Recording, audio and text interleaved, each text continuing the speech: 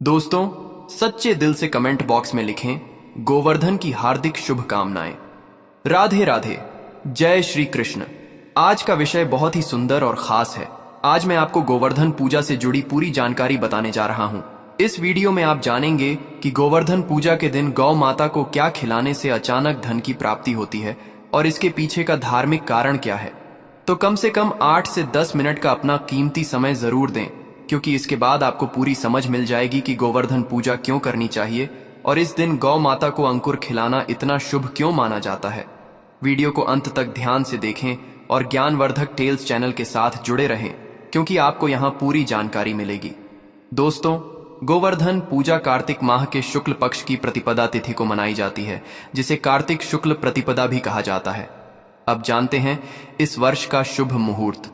पंचांग के अनुसार कार्तिक माह की प्रतिपदा तिथि की शुरुआत 21 अक्टूबर को शाम 5:54 पर होगी और इसका समापन 22 अक्टूबर को रात 8:16 पर होगा। तिथि के अनुसार इस वर्ष गोवर्धन पूजा 22 अक्टूबर को मनाई जाएगी। इस दिन भगवान श्री कृष्ण गोवर्धन पर्वत और गौ माता की पूजा की जाती है। गोवर्धन पूजा में अन्नकूट का विशेष महत्व होता है। अन्नकूट का अर्थ ही है अनेक प्रकार के अन्न और व्यंजनों से भगवान का भोग लगाना। कई लोग मूंग, दाल और बाजरे को मिलाकर खिचड़ी बनाते हैं, जबकि कुछ लोग भगवान श्री कृष्ण को 56 भोग का प्रसाद अर्पित करते हैं। इस विधि को अन्नकूट कहा जाता है। आइए जानते हैं अन्नकूट प्रसाद के 56 भोग का महत्व। यह सिर्फ भोजन नहीं, बल्कि भक्तों की श्रद्धा और प्रेम का प्रतीक है। अगर आप आज की यह जानकारी मिस कर देते हैं तो शायद जीवन भर इस अद्भुत रहस्य से वंचित रह जाएंगे, क्योंकि इतनी विस्तार से यह बात कोई नहीं बताता। लेकिन यह सारी जानकारी में आगे जानते हैं कि गोवर्धन पूजा किस विधि से करनी चाहिए। अब आप लोगों को अन्नकूट के बारे में पूरी जानकारी मिल गई है। अब बात करते हैं कि गोवर्धन पर्वत की पूजा किस प्रकार की जाए। सबसे पहले अपने घर के आंगन या पूजा स्थान पर गोबर से गोवर्धन पर्वत का सुंदर चित्र बनाएं। फिर रोली, चावल, खीर, बताशे, जल, दूध, पान, केसर, फूल और दीपक जलाकर गोवर्धन भगवान की पूजा करें। कहा जाता है कि इस दिन अगर कोई व्यक्ति विधि विधान से सच्चे मन से गोवर्धन भगवान की पूजा करता है तो पूरे साल भर उस पर भगवान श्री कृष्ण की विशेष कृपा बनी रहती है। चलिए, इस वीडियो में मैं आपको गोवर्धन पर्वत से जुड़ी संपूर्ण जानकारी बताने जा रहा हूं। दोस्तों, इस वीडियो में आप जानेंगे कि आखिर हम गोवर्धन पर्वत की पूजा क्यों करते हैं और इसके पीछे क्या रहस्य छिपा है। साथ ही मैं आपको गोवर्धन पूजा की वह कथा भी सुनाऊंगा जिसे अगर कोई व्यक्ति सच्चे मन से सुनता है तो उसके जीवन के सारे कष्ट समाप्त हो जाते हैं। उसकी हर मनोकामना पूरी होती है, चाहे वह कितनी भी बड़ी क्यों ना हो। ऐसा शास्त्रों में कहा गया है कि जो इस कथा को श्रद्धा से सुनता है उसकी सभी इच्छाएं पूरी होती हैं। दोस्तों, भगवान श्री कृष्ण स्वयं भगवान नारायण के अवतार हैं, लेकिन क्या आप जानते हैं कि उन्होंने स्वयं किसे पूजनीय बताया था? उन्होंने गोकुल और वृंदावन के लोगों को देवताओं की बजाय गोवर्धन पर्वत की पूजा करने के लिए प्रेरित किया था। तभी से भक्तजन हर वर्ष गोवर्धन पर्वत की पूजा करते हैं। आज भी यह मान्यता है कि मथुरा के पास स्थित गोवर्धन पर्वत की सच्चे मन से पूजा करने से भक्तों की हर मनोकामना पूरी होती है। यहाँ आने वाला कोई भी भक्त खाली हाथ नहीं लौटता। यही कारण है कि गोवर्धन पर्वत के दर्शन के लिए हमेशा भक्तों की अपार भीड़ रहती है। अब जानते हैं कि गोवर्धन पर्वत की पूजा क्यों की जाती है। आपने देखा होगा कि इस पर्वत की ऊंचाई अब बहुत कम हो गई है, जबकि प्राचीन काल में यह बहुत विशाल हुआ करता था। शास्त्रों में वर्णन है कि हजारों वर्ष पहले यह पर्वत बहुत ऊंचा था, लेकिन एक अरश्य के श्राप के कारण यह पर्वत तिल तिल करके घटने लगा। भगवान श्री कृष्ण ने स्वयं गोवर्धन पर्वत को भगवान का स्वरूप बताया और सभी को उसकी पूजा करने के लिए प्रेरित किया। आज भी गोवर्धन पर्वत चमत्कारों से भरा हुआ है और भक्तों की हर मनोकामना पूरी करता है। कहा जाता है कि जो व्यक्ति गोवर्धन पर्वत की परिक्रमा करता है उसके जीवन में कभी धन की कमी नहीं होती, और जो व्यक्ति श्रद्धा से गोवर्धन पूजा करता है उसके घर में सदैव समृद्धि बनी रहती है। महाभारत काल में इस पर्वत की ऊंचाई लगभग 300 मीटर थी, लेकिन अब यह घटकर लगभग 30 मीटर रह गई है। गर्ग संहिता में एक सुंदर कथा मिलती है। भगवान श्री कृष्ण ने जब पृथ्वी पर अवतार लेने का निश्चय किया तब उन्होंने राधा रानी से साथ चलने का अनुरोध किया। इस पर राधा जी ने कहा कि उनका मन केवल तभी पृथ्वी पर लगेगा जब वहां वृंदावन, यमुना और गोवर्धन पर्वत मौजूद होंगे। यह सुनकर श्री कृष्ण ने अपने हृदय से एक दिव्य तेज निकाला जो राजभूमि पर गिरा और वहीं तेज गोवर्धन पर्वत के रूप में प्रकट हुआ। शास्त्रों में वर्णन है कि यह पर्वत रत्नों, झरनों और कदम के वृक्षों से सुशोभित था। इसे देखकर राधा जी अत्यंत प्रसन्न हुईं और उन्होंने भी श्री कृष्ण के साथ पृथ्वी पर अवतार लिया। इस प्रकार गोवर्धन पर्वत केवल एक पहाड़ नहीं, बल्कि भगवान का जीवंत स्वरूप है, जो आज भी भक्तों की हर इच्छा पूरी करता है। तो दोस्तों, आइए ज्ञानवर्धक टेल्स के इस वीडियो में आगे जानते हैं कि घर पर गोवर्धन पूजा किस विधि से की जाए और किन वस्तुओं का प्रयोग शुभ माना गया है। और इसी काम के लिए सब पर्वतों को बुलाया गया था। उस समय गोवर्धन पर्वत भी समुद्र किनारे पहुंचा। गोवर्धन पर्वत ने यह प्रण लिया कि वह भी भगवान श्री राम के सेतु निर्माण में अपना योगदान देगा। लेकिन तभी भगवान श्री राम ने समुद्र से निवेदन किया कि अब हमें और पर्वतों की आवश्यकता नहीं है, क्योंकि सेतु का निर्माण पूरा हो चुका है। यह सुनकर गोवर्धन पर्वत बहुत दुखी हो गया। उसने सोचा कि मैं प्रभु श्री राम की सेवा में सम्मिलित नहीं हो सका। तब आकाशवाणी हुई, हे गोवर्धन, तुम दुखी मत हो। द्वापर युग में जब मैं श्री कृष्ण के रूप में अवतार लूंगा, तब तुम मेरे द्वारा पूजित और प्रसिद्ध होगे। तुम्हारा यश तीनों लोकों में फैलेगा। उस आकाशवाणी को सुनकर गोवर्धन पर्वत का हृदय प्रसन्न हो गया और वह अपने स्थान पर लौट गया। इसी कारण द्वापर युग में जब भगवान श्री कृष्ण ने गोवर्धन पर्वत को अपनी छोटी उंगली पर उठाया, तब यह आकाशवाणी सत्य हुई। भगवान श्री कृष्ण ने गोकुलवासियों और गौमाता की रक्षा के लिए 7 दिन और 7 रात तक गोवर्धन पर्वत को उठाकर रखा। इंद्रदेव ने गोकुल पर लगातार वर्षा कर दी थी, लेकिन श्री कृष्ण ने इंद्र का अभिमान तोड़ते हुए सभी की रक्षा की। उसी समय से गोवर्धन पर्वत गिरिराज के नाम से प्रसिद्ध हुआ। कहा जाता है कि जो भी भक्त सच्चे मन से गोवर्धन पर्वत की पूजा या परिक्रमा करता है, उसके जीवन के सारे संकट दूर हो जाते हैं।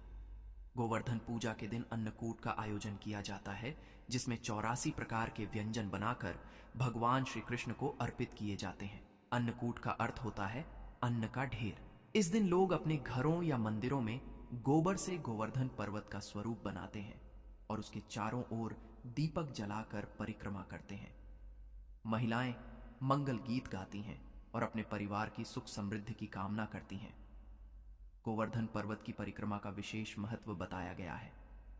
शास्त्रों में कहा गया है कि जो व्यक्ति श्रद्धा और भक्ति से गोवर्धन की परिक्रमा करता है, उसे सैकड़ों यज्ञों का फल प्राप्त होता है। भगवान श्री कृष्ण ने स्वयं कहा है कि गोवर्धन पर्वत मेरा ही स्वरूप है, इसलिए इसकी पूजा करना मेरी ही पूजा के समान है। यही कारण है कि आज भी मथुरा के पास लाखों भक्त गोवर्धन पर्वत की परिक्रमा करने जाते हैं। कोई पैदल, कोई दंडवत करते हुए, तो कोई साइकिल से। हर कोई अपनी श्रद्धा के अनुसार इस परिक्रमा को पूर्ण करता है। गोवर्धन पर्वत की ऊंचाई के विषय में भी एक रहस्यमयी कथा है। कहा जाता है कि एक अर्षि के श्राप के कारण यह पर्वत प्रतिदिन एक तिल के बराबर घटता जा रहा है। फिर भी यह पर्वत आज तक चमत्कारी शक्ति से भरा हुआ है। जो भी व्यक्ति सच्चे मन से इसकी पूजा करता है, उसकी सभी मनोकामनाएं पूर्ण होती हैं। गर्ग संहिता में यह भी लिखा है कि जब भगवान श्री कृष्ण ने पृथ्वी पर अवतार लेने का निश्चय किया, तब उन्होंने राधा रानी से कहा कि आप भी पृथ्वी लोक में अवतरित हों।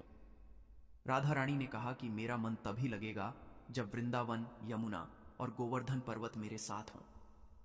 तब भगवान श्री कृष्ण ने अपने हृदय से तेज निकाला, जो पृथ्वी पर गिरकर पर्वत के रूप में प्रकट हुआ। वही गोवर्धन पर्वत कहलाया। यह पर्वत रत्नों, झरनों, कदम के वृक्षों और दिव्य औषधियों से युक्त था। राधा रानी ने जब इस पर्वत को देखा तो वह अत्यंत प्रसन्न हुई। इसी कारण गोवर्धन पर्वत केवल एक पत्थर नहीं, बल्कि स्वयं श्री कृष्ण का साक्षात रूप माना जाता है। कहते हैं जो व्यक्ति श्रद्धा, प्रेम और भक्ति के साथ गिरिराज गोवर्धन की पूजा करता है, उसे सौभाग्य, आरोग्य और धन की प्राप्ति होती है। तो दोस्तों, यह थी गोवर्धन पर्वत से जुड़ी पौराणिक, रहस्यमयी और प्रेरणादायक कथा। इसलिए इस गोवर्धन पूजा और अन्नकूट के दिन श्रद्धा और प्रेम से गिरिराज भगवान की पूजा करें, ताकि आपके जीवन में भी भगवान श्री कृष्ण की कृपा बनी रहे। इसी तरह कहा जाता है कि राम भक्त हनुमान जी पत्थरों का संग्रह करने के लिए हिमालय की ओर गए थे। जब वे वहां पहुंचे तो उन्होंने एक विशाल पर्वत को अपने दोनों हाथों से उठा लिया और उसे लेकर समुद्र की दिशा में उड़ चले। लेकिन जब हनुमान जी रास्ते में ही थे, तभी उन्हें ज्ञात हुआ कि प्रभु श्री राम का सेतु निर्माण पूरा हो चुका है। यह सुनकर हनुमान जी द्वंद्व में पड़ गए। अब इस विशाल पर्वत का क्या किया जाए, इसे कहाँ रखा जाए। इसी सोच में उन्होंने उस पर्वत को पृथ्वी पर रख दिया। दोस्तों, वही पर्वत आगे चलकर गिरिराज अर्थात गोवर्धन पर्वत कहलाया। कथा के अनुसार जब हनुमान जी ने उस पर्वत को जमीन पर रखा तो गोवर्धन पर्वत बहुत निराश हो गए। उन्होंने हनुमान जी से दुखी मन से कहा, हे भक्त शिरोमणि हनुमान जी महाराज, मैं न तो प्रभु श्री राम के किसी कार्य में उपयोगी बन सका और न ही अपने जन्म स्थान से जुड़ा रह सका। मैं अपने माता पिता से भी विलग हो गया और प्रभु के काम में भी सम्मिलित नहीं हो पाया। मेरा जीवन व्यर्थ चला गया। गोवर्धन पर्वत की ये बातें सुनकर हनुमान जी का हृदय पिघल गया, क्योंकि वे तो करुणा और भक्ति के सागर थे। हनुमान जी ने गोवर्धन पर्वत को सांत्वना दी और कहा, हे गिरिराज, तुम चिंता मत करो। द्वापर युग में जब मेरे प्रभु श्री राम श्री कृष्ण के रूप में अवतार लेंगे, तब वे तुम्हारे ही पास अपनी बाल लीलाएं करेंगे। वे तुम्हें अपनी छोटी उंगली पर उठाकर देव स्वरूप में प्रतिष्ठित करेंगे। उसी समय से तुम संसार भर में पूज्य हो जाओगे और सदा सदा के लिए तुम्हारी पूजा की जाएगी। दोस्तों, हनुमान जी की यह भविष्यवाणी पूरी तरह सत्य सिद्ध हुई। द्वापर युग में जब भगवान श्री कृष्ण ने इंद्रदेव के अभिमान को तोड़ने के लिए गोकुल वासियों और गौ माता की रक्षा की, तब उन्होंने अपनी छोटी उंगली पर गोवर्धन पर्वत को 7 दिन और 7 रात तक उठाकर रखा। उसी क्षण से गोवर्धन पर्वत को दिव्य स्वरूप और अमृता प्राप्त हुई। इसलिए कहा जाता है कि गोवर्धन पर्वत केवल मिट्टी या पत्थर नहीं है, बल्कि स्वयं भगवान श्री कृष्ण का ही अंश है। कहा जाता है कि इंद्रदेव ने वज्र के प्रहार से कई बार गोवर्धन पर्वत को नष्ट करने की कोशिश की, लेकिन वज्र का प्रभाव उस पर नहीं हुआ। यदि यह साधारण पर्वत होता तो कब का टूट चुका होता, परंतु गोवर्धन पर्वत तो स्वयं भगवान विष्णु का स्वरूप था, इसलिए कोई भी दिव्य शक्ति उसे हिला नहीं सकी। यही कारण है कि आज भी करोड़ों श्रद्धालु गोवर्धन पर्वत की परिक्रमा करते हैं और उसकी पूजा से अपने जीवन के सभी दुखों का नाश करते हैं।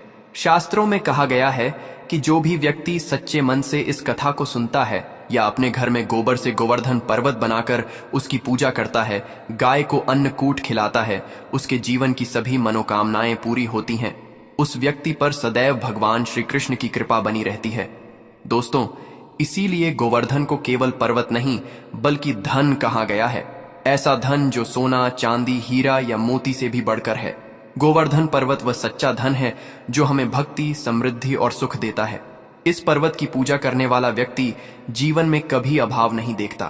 तो आइए इस पावन अवसर पर श्रद्धा, प्रेम और भक्ति के साथ गोवर्धन पर्वत की पूजा करें, गायों को अन्नकूट खिलाएं और भगवान श्री कृष्ण से अपने जीवन में सुख, शांति और समृद्धि की कामना करें। सच्चे दिल से कमेंट बॉक्स में जरूर लिखें, राधे राधे, जय श्री कृष्ण, जय गोवर्धन। गोवर्धन पूजा की हार्दिक शुभकामनाएं। जय गोवर्धन। ज्ञानवर्धक टेल्स।